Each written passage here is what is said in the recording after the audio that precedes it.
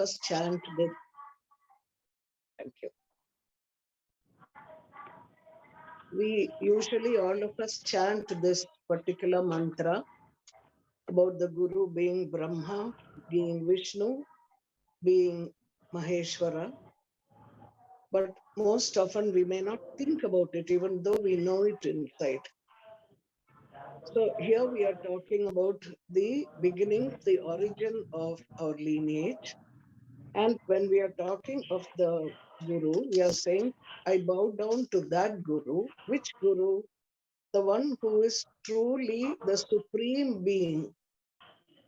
And that supreme being comes in the form of creation, protection, and dissolving back. Again, when we talk of creation, protection, and dissolving back, we think of our human bodies. We say we are born, and just like us, the universe is born, and then it is protected for some time, and then it is dissolved back in the source. However, there are greater implications here. We are the Atman, that is what is said, and we have a body. And because of the body and the combination of the gunas, the rajas, tamas, sattva. So, rajas is activity, creation. Sattva is protection. Tamas is dissolving, anything that is closing down. So we are talking of the a guru, a supreme consciousness that is the origin of every being in the world. Not only the what we call a live person. When you call a live person, you mean somebody who will move from one side to another. So even a tree has life, we would say. But if you see this computer, this iPad in front of me, or a um, wall next to me, we don't think it has life. But what our ancestors have said and what quantum physics now proves is that everything in the universe has life. Everything in the universe has consciousness. Everything in the universe is vibration. So when you're talking of creation, Guru, who is Brahma, we are talking of the supreme consciousness that brings up all our thoughts, our desires, our wishes. All these things are sometimes and most times give us trouble. And when they are talking of protection, they are talking of protecting the soul in spite of all the desires and thoughts that pull us down. And when we are talking about the dissolving, we are talking about dissolving all that is negative within us so that we might come to our real position as the soul, that is the Atma. So that is why they say in the lineage, Tattvamasi, you are that. So we'll go to that a little more slowly to understand. I'll be doing this in 2 sessions. Today, I think I'll go as far as Shankaracharya in the middle and continue with that. And next time I'll talk about the second lineage. They are both united, but just for understanding, we call them 2 lineages. So we have the Guru Sishya Parampara, the lineage that we are talking about. And how has it been maintained over thousands and thousands of years? It hasn't, it comes, the word Bharat, which is India, comes from the word Bha. Bha means illumination. So it is a civilization that has given importance to the illumination of life, to see what is permanent and always visible. It could be yesterday, it can be today, it can be tomorrow, it can be millions of years ago, it can be millions of years after. But this is what we call as the eternal truth. And the eternal truth never ever dies.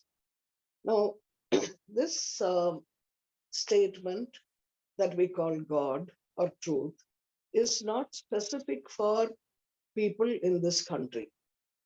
It is there in every mystical system. And I'll give you 1 or 2 examples. It is there in every spiritual system all over the universe. So then you have to say, that this lineage does not belong to one or two people. It belongs to whoever is open to the truth. It belongs to whoever is open to love and caring for another person and receptive to the highest truth. So you'll find that in the history of this country, and today is a very nice day, I must tell you this also. First of all, it's Navami, the 9th, and 9 is a symbol of the unlimited Paramatma, the unlimited consciousness in a Guru. Because the idea is 9, if you, whichever you multiply it into it, it's constant as 9. 9 into 1 is 9, 9 into 2 is 18, 8 and 1 is 9, 9 into 3, 27, 7 and 2, 9. So 9 never drops, 9 never goes up. And so it's a very special day today. It has the nakshatra of Sri Rama, who is the dharmic deity in this culture. And today is a very special day in the Indian history because we have the Prime Minister has installed what is called a sengol. A sengol means that which is a rod, is a scepter. It means righteous living and justice. And that is not done just for India, it is done for the whole globe. Everywhere it is something that means being righteous and being careful in justice. So now, why I said it is because this culture has been protected for centuries, this particular culture of the idea of the spiritual culture I'm talking about, not necessarily the social or the other cultures. And this has happened all over the world, not just in India. So this lineage has been protected not because of great kings or powerful kings who annexed great kingdoms and left a legacy of great monuments or artists or the people who worked with sciences for the world, or people who were good artisans or soldiers or businessmen. The culture was protected by the Guru Sishya Parampara. And that is something we have to remember very clearly. And here the Guru was given such an importance because the Guru had to be worthy of the disciples' trust. The masters were worthy of the steady trust, unshakable faith of the disciple. And the disciple has to trust the Guru because the disciple is chiseled by the Guru into what he is meant to be, not what he wants to be, what he is meant to be, which is not an intellectual giant, but a humble, wise, and compassionate being. Now, who's the Guru here? So we have to think about it. I'm going to talk about two paramparas. Parampara means a lineage. I'm going to talk about two streams of parampara, which will join at one point. And this is why I'll be taking it in two classes. This time and another time next month. So we have here a verse which says, Sada Shiva Samarambam Shankaracharya Madhyamam Asmadacharya Paryantam Vande Guru Paramparam. That is, I bow down to the Guru lineage, which started in the beginning, Aramba with Sadashiva. And in the middle, among the lineage was Shankaracharya, Madhyamam, Asmadacharya Paryantam. That is, as the lineage continues, it comes to my own personal Guru, and I salute that Guru who has been so receptive to all the vibrations, right from the Sadashiva element right down to where he or she is now, and helps us along the way and keeps this experiential knowledge living. Not a book knowledge, not an academic knowledge, not what you hear somebody saying, but an experiential knowledge. Now, let me tell you one little thing about this experiential knowledge. This was something that Swami Satyananda said. One time he was going flying, he was on a flight to somewhere abroad to teach, and there was a young girl sitting next to him. And every now and then she was looking at some notes. So he said, "What are you doing?" So she said, "I'm doing a PhD." And he said, "PhD in what?" He was just making conversation. She said, "I'm doing a PhD on a sweet called gulab jamun." So he smiled. Meanwhile, the stewardess came and she distributed the dessert because they had had lunch. And when she distributed the dessert, this girl sitting next to Swamiji put some in her mouth and she said, "This is lovely." So he said, "Do you know what that is?" And she said, "No, some Indian sweet." He said, "Well, that is gulab jamun." Now, the reason I'm telling you this is because, we are all trying to do PhD thesis and many things, but we are not tasting what the truth is. So, what Swamiji said and why he said it is one of the qualities of a guru. A guru will say things as a joke. He might say something which in seeming anger. A guru may something that might make you see him in a not favorable light. But believe me, a guru will, every word he uses will be a teaching for the other person. So when he was telling us this, what he was really telling us is, don't read about the truth, become intimate with the truth. And the truth is something that is defined in all religions as something that was, is, and will always be something eternal. We have to make a difference between the truth and a fact. Because very often we think a fact is the truth. I saw her, she was doing this. It's a fact.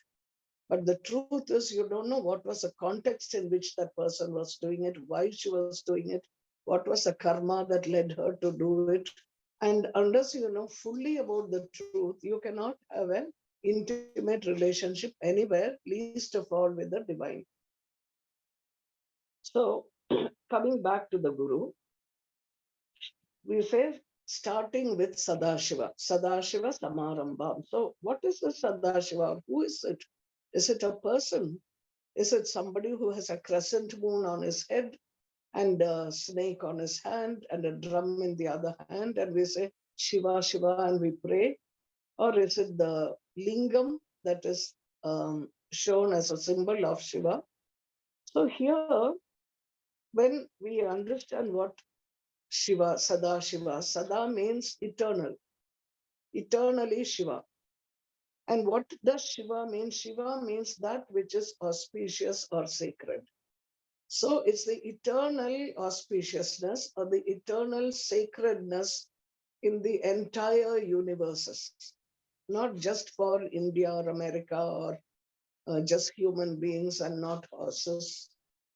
So it refers to the eternal, the Sada, and the Shiva, meaning the Shivam. Shivam is the eternal auspiciousness. And this auspiciousness is described as being omnipotent. It can do anything. That consciousness, supreme consciousness, it's a subtle and luminous absolute. It shines by itself. It doesn't look around for resources to put on a switch and shine. That truth shines. Then it's the highest manifestation of auspiciousness. I'm talking of Sadashiva. And this Sadashiva is also called Dakshinamurti. Dakshinamurti means uh, the form facing the south. That is a picture of Dakshinamurti, you'll see. We'll talk about this a little more later. It says without doubt that all lineages have come from one origin. For example, in the Christian tradition, you have the statement that in the beginning was the word. Word is a mistranslation in English of a Jewish word, which means Aramic word, which means vibration. In the beginning was this vibration. That's what they are saying. And this word was with God. The vibration was with the divine consciousness. And the word was God. The divine consciousness is a vibration. And the word became flesh and dwelt among us. That is, every person, every being, every animal, anything that is alive is a vibration that has solidified because of certain combinations of the five elements in such subtle ways that each being is different completely from the other being. Now you can just have a look at Dakshinamurti here. You will see him with a sun and the moon on two sides. The middle eye is called Agni. Later on, I'll tell you about the meanings. Fire in his hand, that is dissolution, thing that is which removes all negativity from your life. What is in the other hand usually is a drum, which means the beginning of creation. And he is sitting with his foot on ignorance. That blue person underneath is ignorance. The four gurus that you see are young children who have gone through millennia searching for the absolute and finally found this guru who did not say a single word. He doesn't speak, but if you look at his right hand, he's keeping it in a chin mudra or jnana mudra, where the thumb and the forefinger are together and the three other fingers are apart. That's all he did. He sat there and they understood. So the meaning here is simple. The forefinger is the jiva, the individual soul. The thumb is the Paramatma, the supreme consciousness. They are united. When are they united? When the three rajas, tamas, sattva, the three gunas are kept away. So this is Dakshinamurti. He is also another form. When you give a form to something that's formless, we usually use images that make us understand or appeal to our consciousness so that we can know what it is that they are indicating.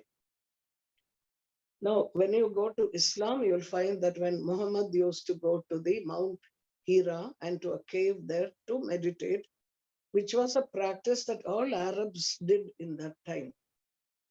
And one day when he was meditating, they say, Jibril is the word, the word, the Arabic word for Gabriel in Christian uh, religion.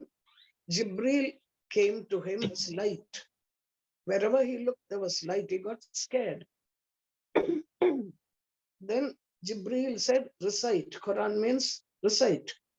And he said, I don't know to read. I don't know anything. What will I recite?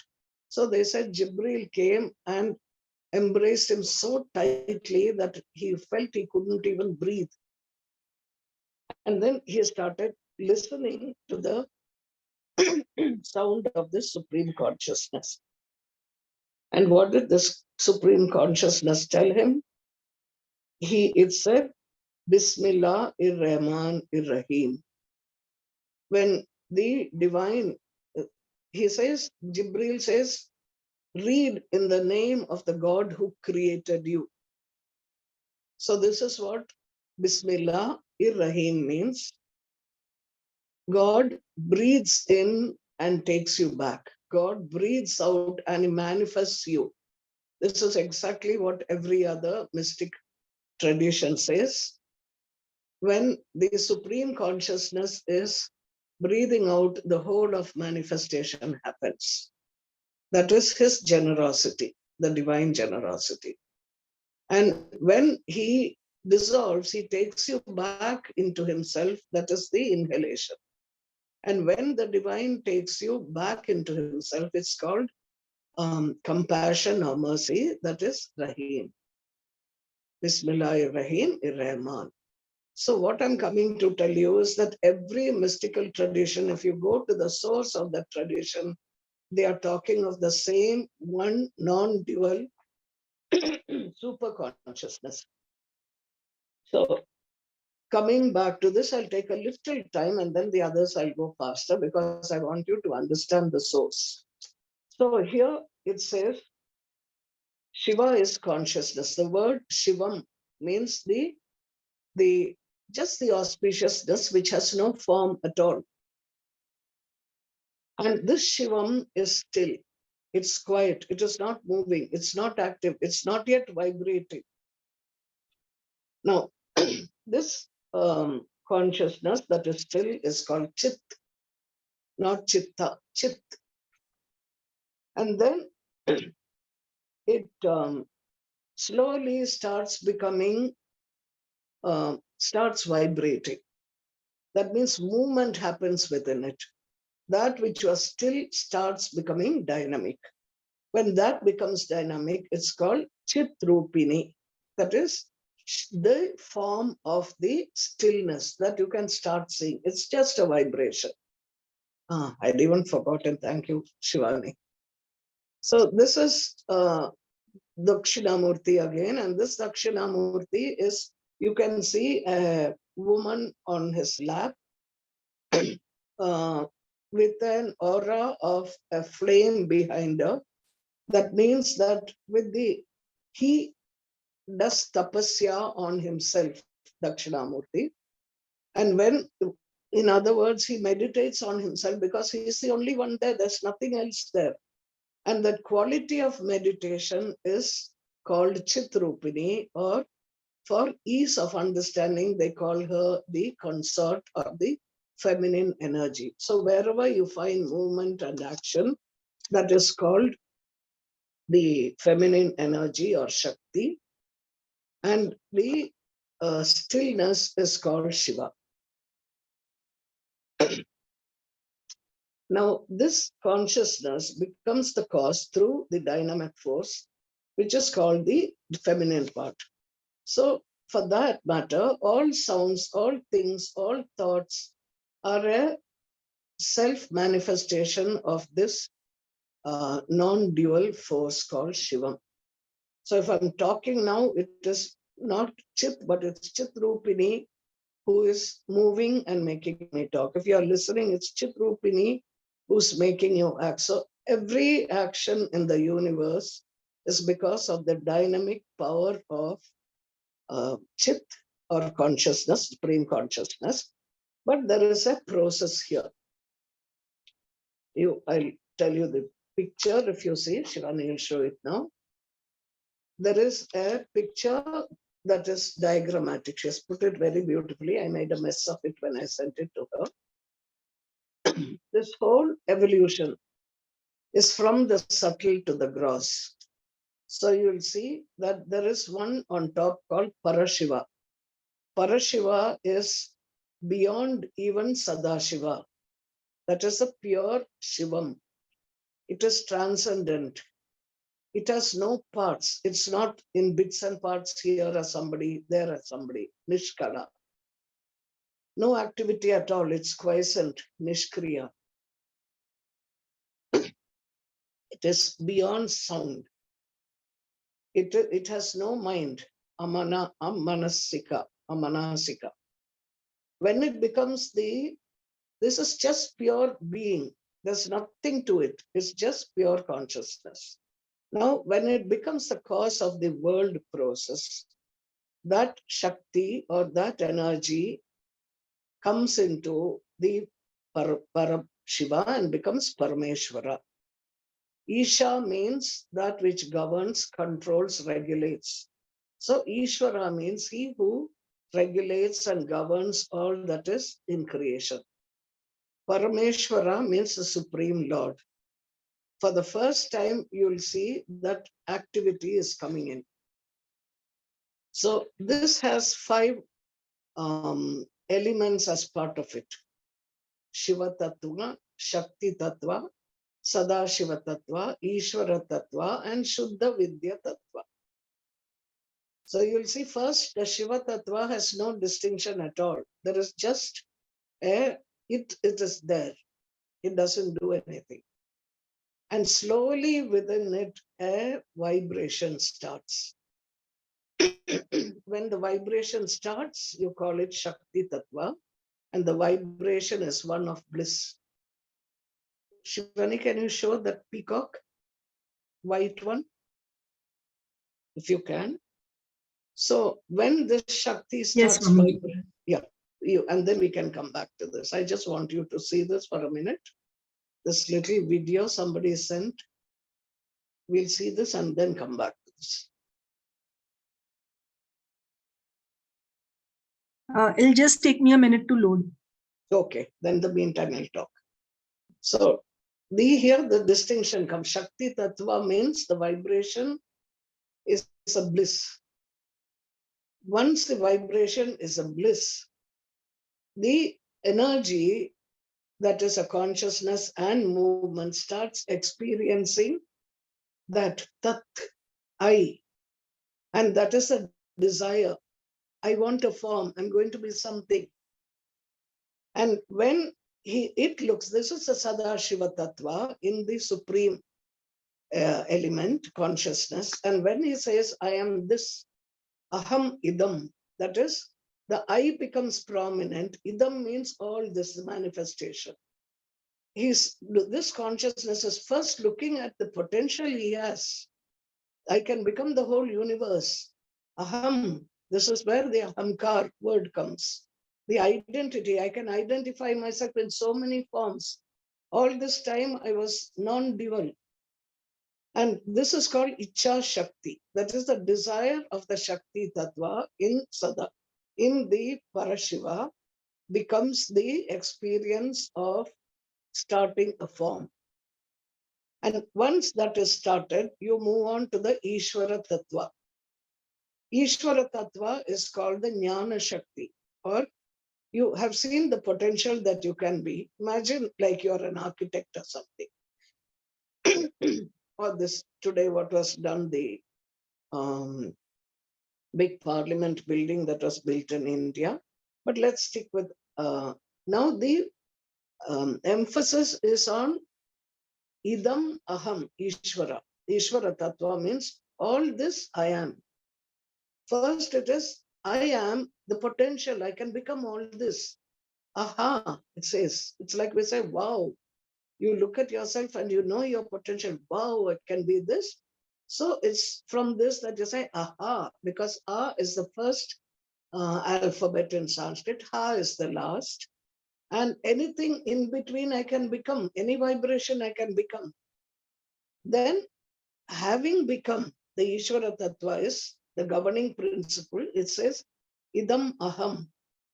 That is now the whole emphasis is on all this manifestation, that is who I am. That means I have to be responsible for taking care. And then you come to the Shuddha Vidya Tattva, which is called the Kriya Shakti, and it is a balance between aham and idam. In other sense, whatever is manifested, I am in that. And everything that is manifested is within me. So a balance is formed here. And these are the 5 tattvas that come from Parameshwara, the supreme consciousness. Can we put it now?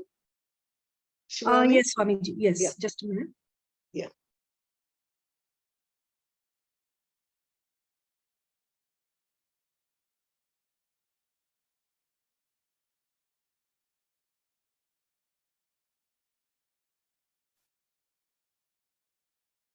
Now just look at this peacock. It's still. This is Shakti Tattva. Just look at it. It's slowly looking around. Movement is slowly coming in it. Just keep looking at it. The Shakti Tattva, the movement is just coming into it. And then suddenly, the Sadashiva Tattva, wow, I am all this. Look at that. I never knew I could be so beautiful. But I have to keep it going. So that is the Ishvara Tattva. And look at this, the whole world is manifested from this one quiet peacock. It didn't go around and pick up bits of white paper from anywhere.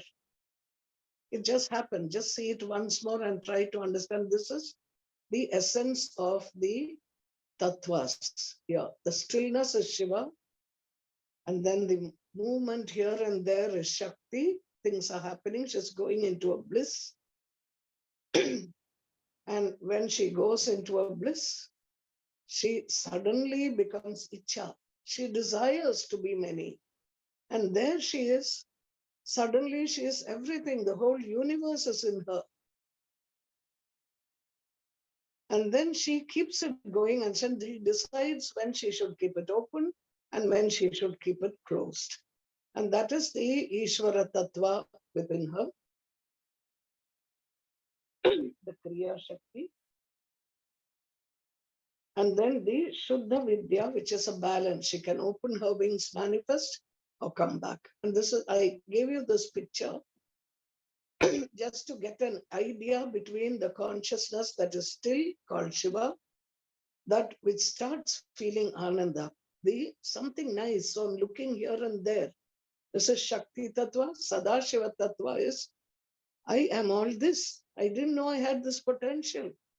Ishvara Tattva is, this am I. All this is me. I did it. Shuddha Vidya Tattva, Aham Idam. There is a balance, and it's not just creation. It can be creation, protection, and going back into itself. Now, just to give you, this is called the pure creation.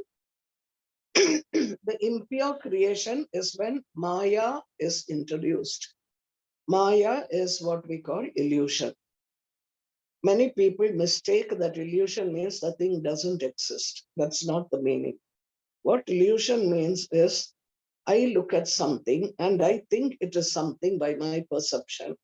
When I go nearer, I will find that it's not what I thought it was. So I had been in illusion for that time. Now I'm seeing the truth of what it is. So that illusion is called the impure creation, which is called Maya. And Maya veils the jiva, the being, from knowing its divinity. The divinity that is called Tattvamasi, you are that. This is Advaita Vedanta. And just to give you a short, brief understanding of the difference between Jiva, Ishvara, and Parameshvara.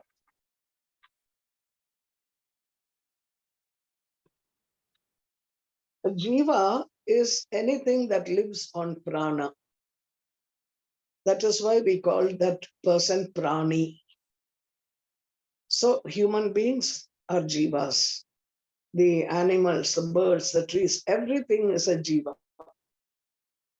Now, what is the characteristics of a jiva? The characteristics is you have suffering, good or bad. We always suffer. Everybody suffers a bit because of the kleshas.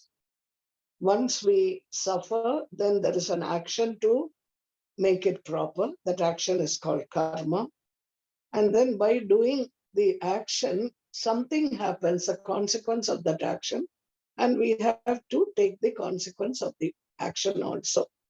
And this is called klesha, karma, and vipaka. Vipaka is taking the consequences. This happens because we are ignorant, ignorant that we have the capacity to be the divine. The divine is within us, inside our Atma.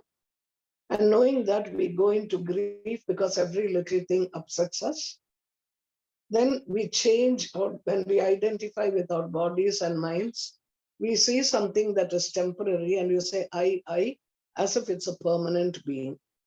So this old age, death, hunger, and thirst, these 6 things are all on the dimension of avidya or ignorance. Ignorance of that.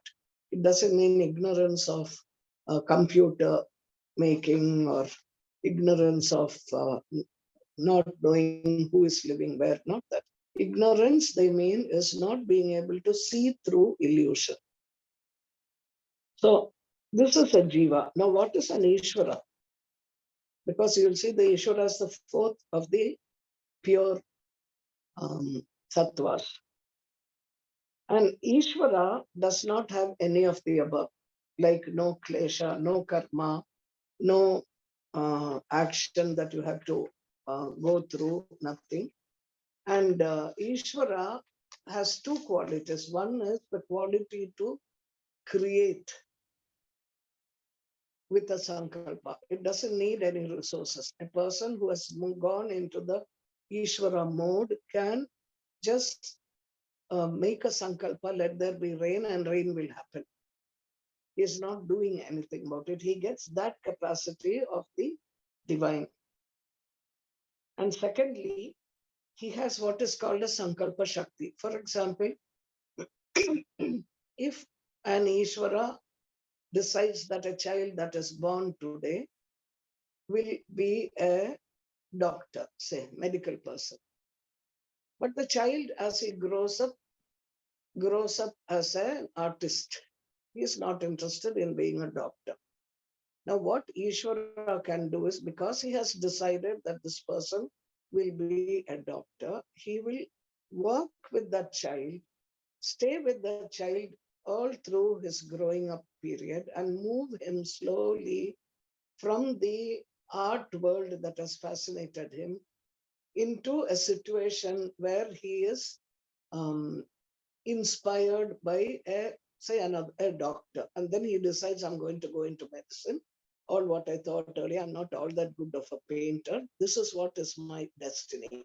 So that happens when Ishvara makes a decision or ordains that his child will be like this, follows the child, and has the capacity to bring events and move that child into where he has ordained that this child will be.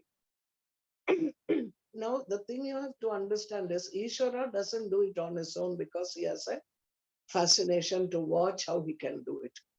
He gives the boy, I'm calling it a boy, it can be a girl, it can be anybody. He gives the child the capacity to move into a certain situation according to the child's karma, so that he will move nearer to his own Atma, his soul, recognize that he is the Atma and the divinity is within the Atma, and bring him closer to the superior consciousness. So that is what the Ishvara will do, because Isha means to govern. Now, Parameshwara, you'll see that Lord, the Supreme Lord, from which Ishvara Tattva also comes.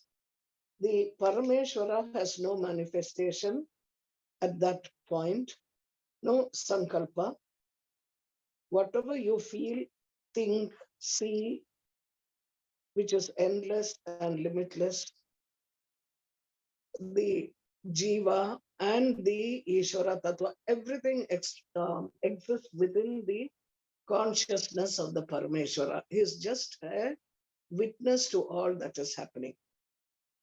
And that is why we, in yoga, we say, be aware, be a witness to your Atma, be a witness. Then the more you um, are a witness, you learn not to judge, not to be bothered about the pleasant and the unpleasant. You're simply watching. You get an equanimity. Samatvam yoga uchyate. That's what it is. The highest part of yoga is learning to be equanimous to good and bad, pleasant and unpleasant, so that you move beyond. Because what makes us feel pleasantness and unpleasantness? Only body and mind. The Atma is not bothered. So you are moving here, transcending the identity with the body and mind, and moving into the real um, being that you are meant to be, the soul. And that is what the Guru will help move you towards. And this is what gurus of every lineage will do in different ways. And in these different ways, we don't always understand. It's not about understanding, because understanding is a quality of the mind. We are going beyond the mind.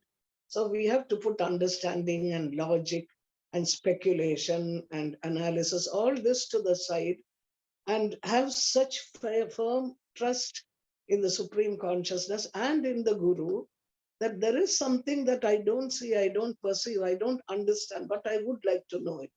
So I'm surrendering my um, uh, body and my mental qualities that I identify with.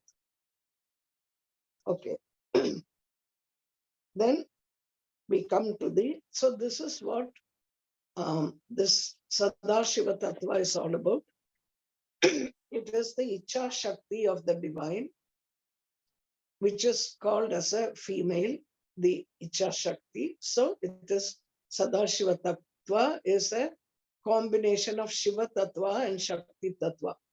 So when you have Sadashiva Tattva, you are having the desire of the divine within you, which then takes you further.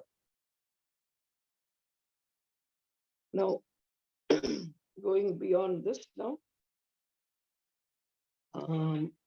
the other thing that you have to understand is sometimes the Supreme is called Param Brahma. Um, in all sections, put it that way, in India, for example, you would call Param Brahma as Sadashiva, starting with Sadashiva. This is the Shaiva sect, the people who worship Shiva. People who worship Vishnu will call the same Sadashiva as Narayana or Narsimha. So who is Narayana now? Narayana is the protector of the universe. He is called the Brahman, or the ultimate reality. He is a supreme being who is the foundation of all men. In the Mahabharata, that is one of the great epics in India, you will find him saying, I am Narayana, the source of all things, the eternal, the unchangeable, the creator of all things, the destroyer also of all. I am Vishnu, I am Brahma, I am Shankara, chief of the gods, I am Yama, the god of death. The sun and moon are my eyes. Later on tomorrow, not tomorrow, with the next class, I'll tell you what the sun, moon, and fire stand for. And then the waters are born of my sweat, air is my mind, space with cardinal points are my body. So what is he describing? Exactly what we said Shivam is. That is that which was, which is, which will always be there, a formless consciousness. So that is Narayana, same as Sadashiva. And he says people who are understanding the world through their senses are overwhelmed by me. I'm the one who make them think like that. They think they are doing it according to the will, but they are moved by me. And according to the Bhagavad Gita, the same Sadashiva or Narayana is called the Jagat Guru, that is a universal God, of the Guru of the universe. And he says, I create Brahma, the deity of Rajoguna. I'm sure some of you, maybe those of you who are new to YTTC, will need to know what are the gunas. The gunas are qualities in all life, including in time, in space, everywhere. 3 gunas are working with combinations. These gunas are tamas, rajas, sattva. Tamas is a lazy, a dull, a sleepy, and ignorant state. It's not bad. When you want to sleep, you need to be tamasic. When the divine needs to remove the negativity from you, it destroys the negativity, and that destruction is called tamasic. Then you have what is called rajasic, rajoguna. Rajasic means movement. You get up and do something about your laziness, about the negativity in you. You don't sit there and go on moping. That is also a quality of the divine who comes into you and tells you, come on, get up. You can do it. Get up at 4 o'clock. You don't have to sit sleeping till now. You have restraint, exercise your restraint. All this is Rajoguna. And you have the Sattva Guna, which is the guna which creates wisdom in you, gives you light, the equanimous part of the gunas. So these are represented by the tamas is by Rudra, a form of Shiva, which dissolves your negativity. It doesn't kill you. Nothing can kill your Atma. You are deathless because you are a part of the divine, an Amsha. The, the divine has become you. The divine has become everything. So you think you are all these things that you see, like, I get angry, I'm short, I'm not pretty, I'm better at maths than I'm in geography. You give yourself an identity. But the fact is that that is the identity of your body and your mind.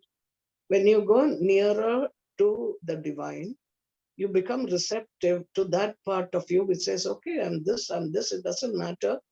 There is something else that is making me move to become this or to become that. That something is what I want to know is all about. And that is what is helped by the Guru, because the Guru is pervaded by the um, Parabrahman, the Sadashiva element flows through the Guru for you. It doesn't mean that the Guru will know the distance between here and um, UK, or whether artificial intelligence will be good or bad for the future. That's not his job. He is a consciousness which is completely not concentrating when he or she meets a receptive disciple. So you have the responsibility of becoming a disciple, first of all, to yourself, to your Atma, to your soul. You want to understand what your soul is. And then you're working for it. The work that you do and the hardship you go through, which the Ishvara puts you through, is called tapas. Tapas means asceticism, penance. And then when you're ready, then the Guru will come into your life. He can come in any form. It may be a dog that is eating off a leaf thrown on the ground, and that might be teaching you a lesson. It could be a person who's has 100 cars that devotees have given him, or it could be somebody walking around naked. It could be somebody who's sitting quietly in some corner, not even known. But his thought waves can reach you, and those thought waves will prod that receptivity within you so that you see something greater than your body and your mind as yourself. So this is what is meant when you say Guru Brahma. Guru is the creator, the Rajoguna, making you get up and do this, be somebody. And Guru Vishnu, the protector, I'm keeping you safe. Don't worry. Whatever ups and downs you go, I'm here for you and I'll keep you stable in the middle of all that, so that I am Maheshwara. Maheshwara is the Ishvara who is like Parameshwara, the Supreme Lord who dissolves all your negativities and makes you realize that you are a part of himself. This is what the Guru will do. The pity is the Gurus generally don't put all their thoughts into books. They don't put it on tablets. They are like birds. They fly in the air and they don't leave any footprints. So it depends upon the disciples' um, devotion and absolute trust in the Guru, no matter what the Guru appears as in his body or mind, but in his consciousness. You have to feel that this consciousness is one with the divine consciousness. And so you are able to be stable in the way you go through life, good and bad. So Narayana says, I protect the universe by accepting the Sattva Guna. Remember, the Guru does not necessarily have, have any guna within himself. He's gone beyond gunas. His body and mind may be uh, filled with gunas, but not the Atma with which he is identified. So he says, as Kalagni Rudra, I annihilate, Narayana says, the universe at the end of the Mahakalpa. It's like a soldier. When you go to a soldier's home during peacetime, he'll introduce you to his wife, maybe his child. He'll say, come on, let's go and have a game of tennis, and he's in good spirits. But when he is on the war front, he doesn't socialize. He is there to um, annihilate the enemies who are threatening the peace of his country or the other people in his life.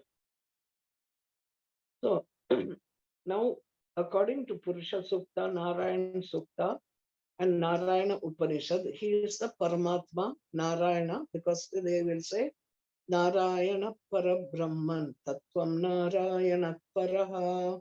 The people who are Vaishnavites will say that Narayana is the Parabrahman, and the um, Shaivites people who pray to Shiva. You can call God anything you want. You can call him Christ, you can call him Allah, you can call him um, Buddha, you can call him anything. You can call him a flower because he is in everything and he is everything. So you will find that even in Buddhism, Mahayana Buddhism, the supreme Brahma Buddhas are called Narayana, and the Shakti, the power of Narayana, is made into a woman that is called Narayani. So, and the Vedas call Narayana as Parabrahman, Paramatma, Parameshwar, the great supreme force called Vishwarupa. And basically, what is said is there is only one reality, only one truth, and that is Brahman. He's like the generator through which the electricity goes and lights up uh, maybe 30, 40 bulbs everywhere. In the same way, the light of the Parabrahman, Paramatma, or Parabrahma, this is not Brahma, this is Parabrahma, Parashiva. That energy comes and lights up every form, every being in the universe, because all those have a bit of him, a fragment of that divine within them. So when you hurt somebody else, you're hurting the divine within that person, and the divine within you is wondering what's happening, because you too are a form of the divine. So the you need the Brahman, they say, cannot be realized through, this is important, pilgrimages, yajnas, giving charity, dana, techniques, practices. It can only be realized by self-inquiry, vichara. You have to go on and go on, think, is this me? I shouted, is this anger me? Is this body me? Why did I get so ruffled in my head? So you have to go on and trying to find out. And it is good to have a living guru. However great your guru is, if it's a dead saint, you, like for example, Ramana Maharshi, it is essential to purify the mind and get inspiration. But you will not have a person prodding you on and on and on unless you are of a high caliber. Otherwise, what happens is if you have studied from somebody long ago, either in this lifetime or in your previous lifetime, you will have an old vasana, old memory of something greater than what you know now. And then you will say, wow, this is my guru is teaching me from above. So this there you can make a mistake unless you have a caliber of Ramana Maharshi or Christ or somebody of that caliber. So what is needed is this, to have Viveka. Viveka means for the Shishya, for the disciple. Viveka is discriminating between what is temporary and what is permanent, and moving towards that which is permanent and not that which is temporary. Body is also temporary. Mind is also temporary. And you must have complete faith, Shraddha, Titiksha, endurance, Samadhanam, which means silent equanimity, and Dhamma, restraint in the senses, restraint of the mind. These are all the qualities that you will be struggling with in your um, sadhana. And the sadhana is not that some people will say, I do my sadhana between 7 and 8. Sri Aurobindo says, sadhana or yoga is a lifetime. All life is yoga, not just the techniques that you do, your yamas, your niyamas. You're constant watching and saying, what is happening? What is happening to me? Am I losing my cool? All that is yoga. It's not only the asana and pranayama. And that is what a guru will push you into, make you feel anger, make you feel jealous, make you feel vulnerable, hurt, so that you can see all this. How can you renounce something you have never experienced? Then the third one is um, this is just two. There is another shloka that uh, you find about our parampara. Narayanam Padma Bhavam Vasishtam Shaktim Cha Tatputra Parasharam Cha Vyasam Shukam Gaudapadam Mahantam Govinda Yogindra Matasya Sishyam. Okay. Shankaracharya Matasya Padmapadam Cha Hastamalakam Cha Sishyam Tam Trotakam Vartika Karamanyam Asmadgurum Santata Manatosmi. That is, they are saying they are starting from Narayana. There are gurus who are divine beings, like Sadashiva, like Narayana, like Brahma, who is born of a lotus, from the navel of Narayana. Now, symbol of this is he is born of um, the cosmic Manipur chakra. So he is born from the navel, and he is called Padma Bhavam, born from the lotus. He is called Hiranyagarbha, and he accepts the Rajoguna and creates the world. Remember, he is also part of this Narayanam Padma Bhavam. Brahma, he accepts, he doesn't have it, he accepts the Rajoguna and creates the world. Then he takes on the Sattva Guna from Vishnu and becomes Vishnu and protects the worlds which he has created. Then he creates good and evil, light and dark, four species like gods, demons, ancestors, and men. And when he finds it difficult to understand what else to do, he what do you call it? He brings up, invokes. He invokes Maha Saraswati. This Saraswati is wisdom, Jnana Shakti. And with her input and wisdom, he governs the world constantly and protects it in the form of Vishnu. So we have to understand that throughout there is only one truth that we are talking about, Parabrahma. This is what every mystic has been talking about. There is only one God. The reason why people have different forms is because it helps each person to identify with a protecting deity. Through that identification, you move beyond your body and mind, and at one point you say, hey, I am that, like Sadashiva Tattva. So you have a point where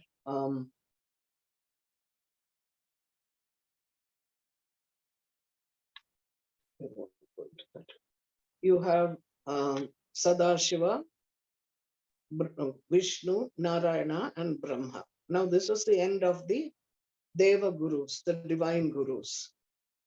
And Shakti, I will talk about in the next class because that's another lineage altogether. So now we come to the Rishi Parampara. And what is a Rishi Parampara? This is that picture that you saw there was Shiva and Shakti shown as one. So that you understand that here is the quiet Sadashiva, and here she is the Sadashiva Rupini or Dakshinamurti Rupini, the one who is his active consciousness. We'll go into this if you want in that next class, but right now, Narayanam Padma Bhavam, then Vasishtam Shaktim cha tatputra parasharam cha vyasam shukam gaudapatam mahantam Govinda Yogendam Ati Atasya Srishyam, then Sri Shankaracharya Madhyamam. Okay, now we'll go a little faster. When the Brahma has some mind-born children, that is, he creates without the need for what you call a sexual encounter. This is Brahma. Before that was Vishnu, Narayana, which you just saw lying on the water. It means somebody who abides. Nara means waters, and Ayana resides in the waters of consciousness on eternal time. That's what the serpent means. And this is Narayana. This is the picture. In the past, in all cultures, I think, if you go through archaeology, you'll find many people have tried to express what their thoughts, feelings, interactions in the form of pictures. These pictures are called archetypes. So now Brahma, they say, he wished, remember that in Ishvara can wish and create. So the same way Brahma became Ishvara, and he created some mind-born sons. One was Atri, one was Vasishta. Like that, there are 7 of them. We'll go only to what is relevant to us. Now, Vasishta is one of the oldest and revered of sages. He was the Ishta Guru of Sri Rama, who was an avatar in his own right. He was the preceptor, that is Vasishta, preceptor of Lord Rama and Bhishma, who were his disciples. He was the author of the Mandala 7 of Rig Veda. In other words, he is a seer. And this mandala was revealed to him, and then he wrote it. He was the first sage of Vedanta. Vedanta means the end of the Vedas. And Advaita Vedanta is the non-dual Vedanta. Later on, I'll tell you when you come to Swami Satyananda, how he was not a yoga teacher to start with. His guru said to him, go and teach Advaita Vedanta, that everything is one. But when Swamiji went round the world, he realized people was not receptive to something. It was all too much. But they were so concerned with the body and the mind. So then he took yoga from shore to shore so that he could prime people to come to a point where they could understand this Vedanta. But he always used to say, I am a Vedantin. So anyway, and this man was the beginning of Vedanta among the rishis.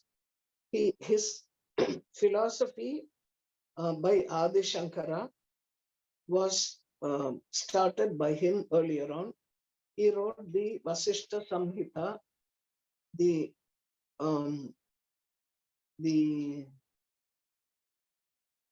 Yoga Vasishta, that was also written by him. And very surprisingly, there was found a copper and a mixed alloy of some metals with his head meaning the sculpture, exactly as it was described in the Vedas. There are many stories about how this landed up a few years ago in a Delhi market. It was not an archaeological find. So the archaeologists and people are still trying to figure out how it managed to come in. Okay. So this was Vasishta, who was a rishi. He carried on this Advaita tradition, passed it on to his son Shakti. You have, that is why it says Vasishtam Shaktim Cha. That now this is Shakti, if you will see this person who is walking, and there is a king there. The king is called Kalmashapada. The king didn't allow him to pass through a mountainous place, and they had an argument. So what did the king do? He looks at this boy, this young man who is Vasishta's son Shakti, who was also a rishi in his own right. Now, Vasishta and Vishwamitra was another rishi, when I say rishi, a seer, who had an enmity for Vasishta.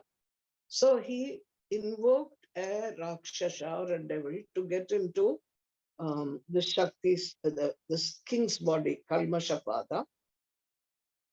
And Kalmashapada, the king, getting the demonish quality into him, he ate up um, Shakti and he killed all the children of Vasishta.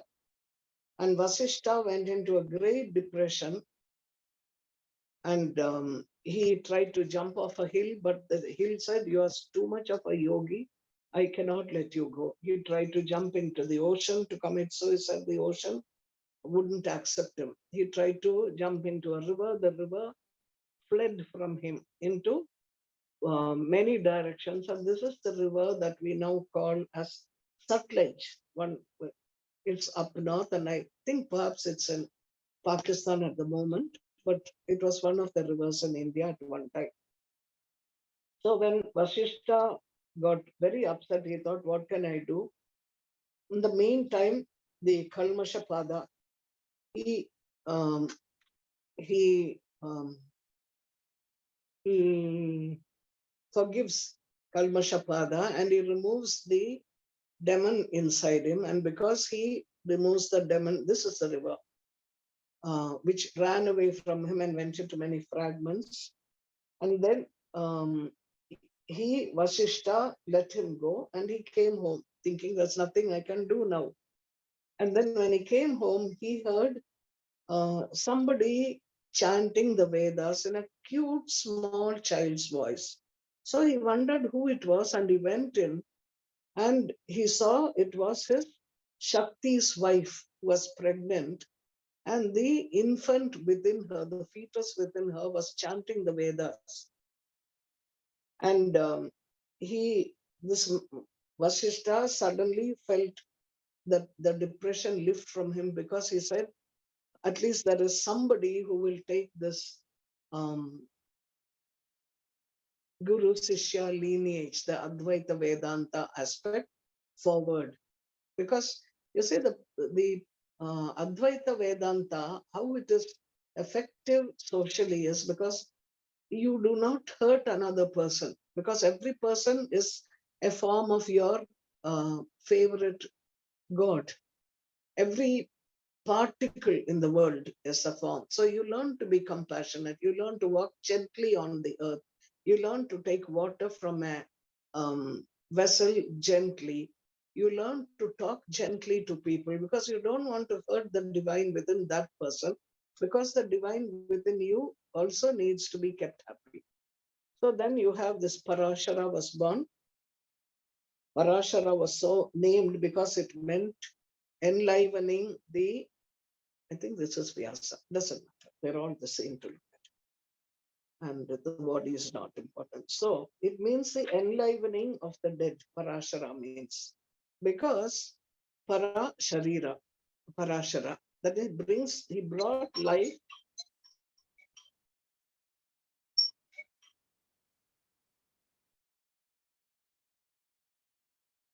He brought life into Vasishta, who had become so discouraged that he couldn't do anything else. So now Parashara, when he grew up, he heard how his father died due to a demon. So he started a yajna or a fire sacrifice where he exterminated as many demons as he could. Until Vasishta came to him and he said, don't do that, because it wasn't the Rakshasa who killed your father, it was his destiny. And if you go destroying everything around, then you are no different from the demons who did it. So, and when you get angry because you're destroying things, when you get angry, all the siddhis, all the powers you have attained through penance, through your penance, and will prevent you from going ahead and getting moksha. So don't do it. So Parashara stopped. And Parashara was a person who went into astrology and a whole lot of other things. Eventually, I wanted to tell you one small aspect of Parashara. He wrote the Dharma Shastra, Parashara Dharma Shastra, texts on astrology, which are very original. His name is in many Rig Veda Suktas, and he wrote on Ayurveda, Raja Yoga, many ancient texts, and eventually prayed to Shiva that he should get a son with great ascetic merit. And Shiva tells him that the son would be one of the Saptarishis, the mind-born sons in the Savarni Manvantara, and he would be immortal. He's talking of the soul of the person. The Parashara also wrote on agriculture, botany, number of texts that have stood the test of time. Now, one day when he was going, walking, he got into a boat to go to the opposite side of the river. And right in the middle, as he was going, a very beautiful girl, but she was smelling of fish. He suddenly felt a tremendous need to make love to her. And she said, no, no, it wouldn't be nice at all. You're a Rishi. But he says, I don't know why, but I'm having this great, intense yearning. I have to. So she said, but my parents are on the opposite side of the river. So she says, okay, I'll submit to you, but make a fog happen so that they cannot see me. And once you have a sexual um, activity with me, I should become a virgin all over again. So he says, okay, he creates a fog, he sleeps with that girl, and she is immediately a virgin, and out of her she delivers a child. And this child is called Krishna Dvaipayana. Krishna, because he's dark is called Krishna, and Dvaipayana, born on an island. And this Krishna Dvaipayana, now you'll wonder, how is it rishis behave like this? Because they are people who have gone beyond all these sensual pleasures. What happens is occasionally when there is a task that needs to be done in the human world and you need a special sort of a person to do it, then the divine within this person becomes the mother. The Shakti becomes the power of attraction, becomes so intense that even he cannot handle it. And so he goes into it, surrendering to the divine. And this was because he had prayed to Shiva that he should have an ascetic like son.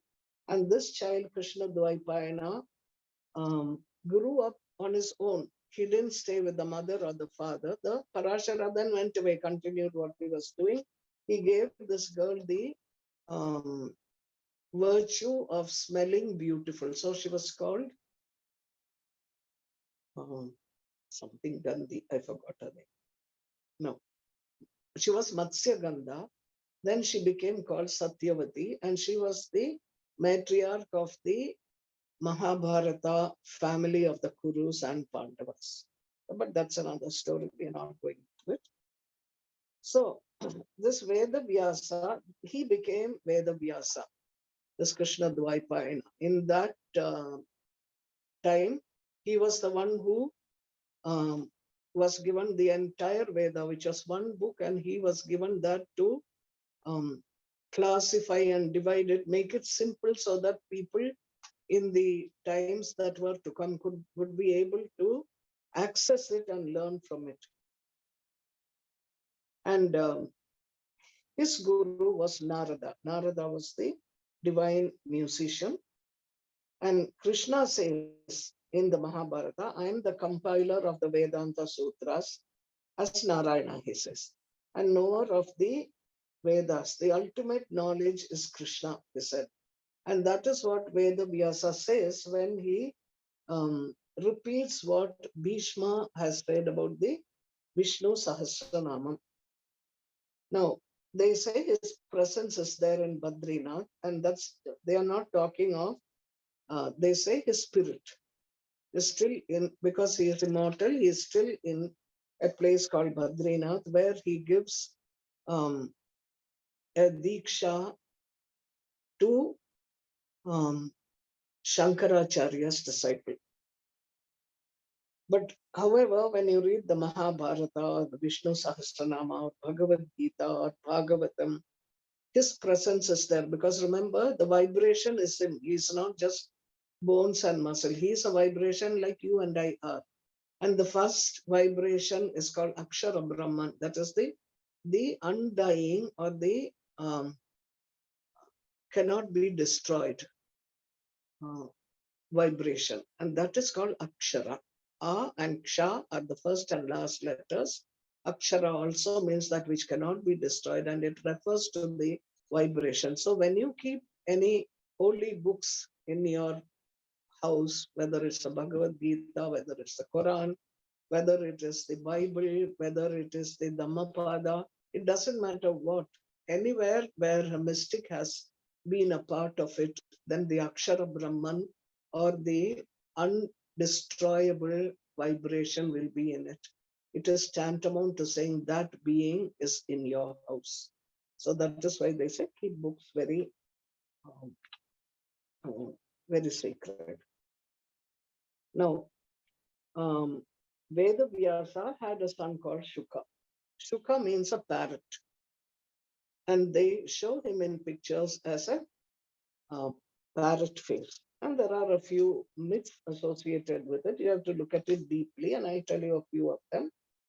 Vyasa practiced 100 years of austerity, and he was churning a stick for the fire ceremony. Shuka was born out of um, that bunch of sticks that was there. Then another story is that Vyasa had a wife called Vartika. The union had a child that repeated everything that he had heard. So he was called Shuka, meaning parrot. Another thing says Vyasa wanted an heir to be full of knowledge and wisdom. And at that time, um, a divine, like an angel, flew in front of him like a beautiful parrot, and he discharged his seminal fluid on some sticks looking at it, and that became Shuka. Then Shuka, if you remember, some of you, was the main narrator of the Srimad Bhagavatam to Parikshit, who was Arjuna's grandson, who was destined to die in 7 days. And in his last days, it was Shuka who came and narrated to him the Srimad Bhagavatam. And today also, many people who are old keep reading the Bhagavatam um, in their last days, because they're so full of wisdom that they say it helps them. Now, one day, there is yet another story. One day, Shiva narrates the story of immortality to Parvati, his wife, and she dozes off. At that moment, when she dozes off, a parrot was born from an egg. It listens to the sacred conversation. And just like she was saying, like that, the parrot also started imitating it. And then when Shiva saw the parrot had learned what he had said, he runs after it, chases it. The parrot flies and goes through Vyasa's wife's mouth and enters her womb. Now, when Shiva demands of Vyasa to give him the parrot, Vyasa says to him, leave it anyway, it has learned the secret of immortality, so you can't get rid of it anyway. And then Shiva says, okay, and goes away. Now, remember, it is not person to person. These are all energies that are moving through all of us. So these are the energies that make us think in one way, and another energy by the grace of the divine makes us think in another way. This is called so and so said to so and so. Like so, then the parrot is in the womb, and parrot sits there for um, 12 years, and Vyasa's wife is in great pain. So Vyasa prays to Vishnu to help his wife. At that point, Vishnu is come as an avatar Krishna. So Krishna, who is alive and there at that time, he comes to this lady and he touches the womb and he reassures the child and he says, you will be eligible for moksha. Because why does the parrot not want to come out because he thinks he will be attached. He says, when I come out, I'll be called Vyasa's son. And that will make me become attached. And I don't want to be attached to anything. So I'll stay here. So Krishna tells him, to speak to the child in the womb, that he'll never be attached to anybody and is eligible for moksha. Now, Shuka is supposed to be born with the highest consciousness of Brahman. So he is usually referred to as Shuka Brahman. There is a story of Shuka. He always walked nude because he did not have the body consciousness at all. And this is how he would sit in a group and teach people. And when you look at somebody with that sort of consciousness, you don't look at their body either. It has happened in India in the years, many years ago. I've seen men and women, people who were ascetics moving around with nothing on their body, and nobody ever thought of them in a perverse way at all, because you saw them as saints. You don't look at the body of a saint. Anyway, so when there is a story that when he was walking and going somewhere, there were some women bathing nude, um, apsaras, and they continued bathing nude. They didn't bother. Behind him came his father, and when the father came, the women quickly covered themselves. So the father, Vyasa, was surprised. He said, here I'm an old man. I'm not even interested in you. You're covering yourselves. But my son, who is young and handsome, he's walking and you're not bothered at all. And they said, there is a difference between you and your son. Your son is born pure. There will be some impurity in you because of your body and mind consciousness. So then he goes, there is another story that his father sends him to King Janaka, who is the father of Sita. And he says, you go there and you learn about non-dual Vedanta. So this boy who's Brahman in his own right needs to be chiseled a little more. He goes to King Janaka, who sees him as a Vyasa's child. So he brings very pretty women to sprinkle roses on the way, and rose petals and rose perfume and all that. And this boy is looking at all this and thinking, how silly this king is, because I'm not interested in any of these things. So the king doesn't say anything. He says, let's go to sleep now. I'll wake you in the morning and you can have a bath in the river. So this boy goes to sleep on a silken couch, fanned by various people, and he thinks to himself, this king must be very vain and ignorant, because he doesn't know, I'm not at all interested in any of this. So the morning the king wakes him up and they both go to bathe in the palace tank. As they are bathing, the king, of course, takes all his clothes, keeps them on the bank, and the boy takes off he has a kaupin, that is like an what do you call it? Kaupin. Maybe next time I'll send you a picture of the kaupin, just a loin cloth. And the boy removes that and keeps it. And they both get into the water. They are bathing. They hear a whole shout, a big shout, and they turn and look. This boy looks and he sees the palace on fire. He runs to find his kaupin. He thinks, oh my God, it's going to be burnt. And the king, he notices, the king turns, looks at the palace as being burnt, continues with his bath. This makes him think. So he asks the king, aren't you worried? Your palace is in flames. And Janaka tells him, it's not my palace. It doesn't belong to me. Nothing belongs to me except my soul. I happen to be in the body of a king, so I'm living in that palace. The palace goes, I don't go. My Atma doesn't go anywhere. So the boy then realizes how mature and wise this person is, and which was a hit to his ego. And he learned from that king also. Now,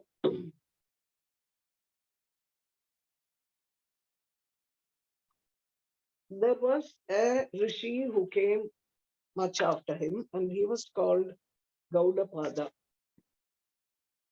Gaudapada is one who said, a person who is continuously fixed on Om knows no fear anywhere because he knows he is deathless. The Atma doesn't die. And he says what does not exist in the beginning or in the end is also non-existent in the beginning, in the middle. So nobody is clear about Gaudapada's birth, but some Shastras say his guru was Shuka Brahman, the one we saw just now. His disciple Govindapada was guru to Adi Shankara. So Adi Shankara called Gaudapada his ashram Paramaguru. He was a scholar of Advaita Vedanta and he compiled the Mandukya Karika, Bhashyas, many Upanishads, Narasimha Tapaniya Upanishad. He was a Sri Vidya Tantric tradition also he had. So he also wrote on Durga Saptashati, Shubhagodaya, things that some of you must have heard, Vidya Ratna Sutra. He was the first in the Advaita Guru Parampara. Till now it was the rishis. You had the gods and the rishis. Now it was the Guru Parampara. His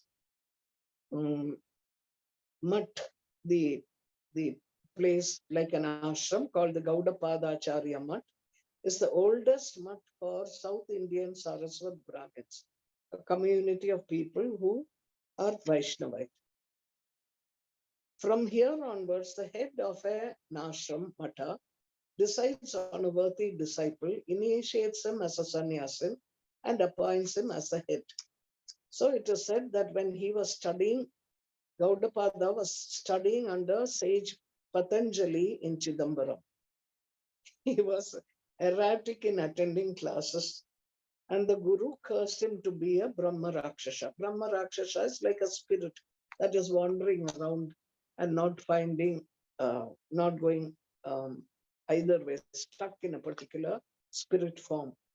Then they believe that Govindapada, this man used to sit on a tree and would interview many, many people. Because what happened was, afterwards, Patanjali felt sorry for him and said, okay, when you get an eligible student and you teach him the entire yoga, then you will leave this form and you will become Gaudapada again. So Gaudapada was told this and he started sitting on a tree as a spirit and continued interviewing many people. He didn't find anybody that was equal, eligible, until one man called Chandra Sharma came along and he asked him, where are you going? He said, I'm going to Chidambaram to learn Vyakarana, the one part of Mahabhashya. So he thought this boy is interesting, and so the spirit taught Govindapada all that he knew, and Govindapada then sat down and became the guru of Adi Shankaracharya. We'll go into that in the next subject. Just to know that his way of teaching was he never allowed anything to be written down at all. Govindapada. His disciples had to learn and understand through their receptivity. There was no looking at books. So Govindapada was guru of Adi Shankaracharya, whose picture you are seeing here. We did some Sadashiva Samarambam, Shankaracharya Madhyamam. Beginning was Sadashiva, and the lineage came to the middle of it was Adi Shankara. This is Adi Shankara's picture. And tomorrow, and the next class, when we go to, you will find that we are talking about Shankara's descendants all the way to Swami Niranjan. So this much for today. If you think about what I've told you, you will have many questions in your mind about the stories you have heard. And when you have these questions, jot them down. You can even send me a question privately or in any of your groups, and I will answer that for you. But I only an answer to that question because I have a lot of work I don't want you to jump from there to something else on your mind, asking me about that, then something else. So this will go on like one question answer sort of thing, and then I won't be able to do what I need to do. Okay. So any ordinary questions you have about the gurus or the devatas or about Sadashiva, any question that related to what we have talked about today, you can write and ask me if you have a question. Otherwise, don't bother. Let it sink into you. If you forget the details, it doesn't matter. This is not for your examination. This is for you to understand what your source is. Every person who has come here and anywhere else, this starts from the divinity. So you have the divine within you. And this is only to let you know that because you have the divine within you, you can do whatever you need to do on a good basis to help another person, to share another person's suffering, to become more and more sattvic. When you become more and more sattvic, then the guru will come to you from different places because the guru is in everything. The guru is Parabrahman. Okay. So Hari Om Tat Sat, we'll chant Omkar, breathing in.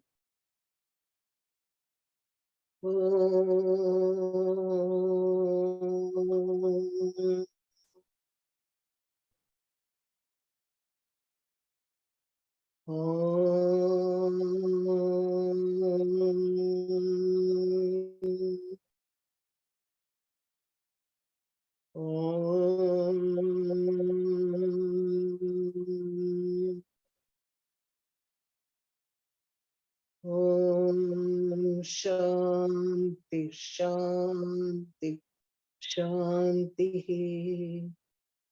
Hari Om Tat Sat. Till we meet again.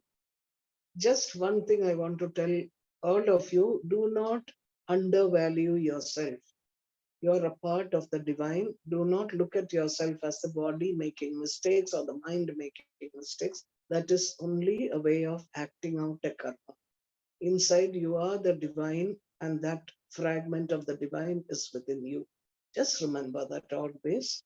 And you're capable of great potential. And you're part of a lineage.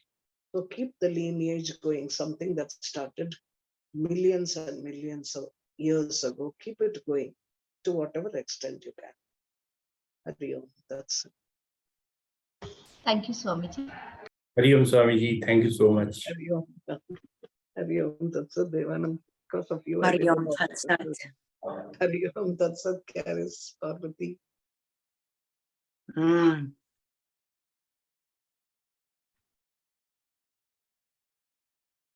How do I go to? Thank you. Because of you, I had a lot of soul searching and research. I'm grateful for that. How do I go in?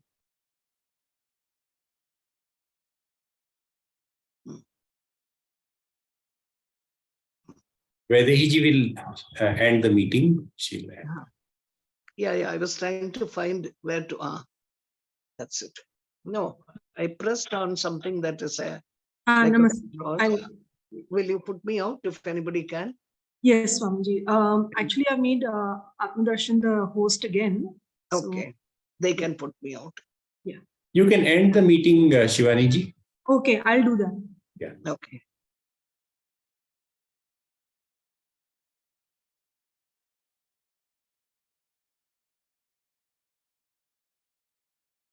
Stop video.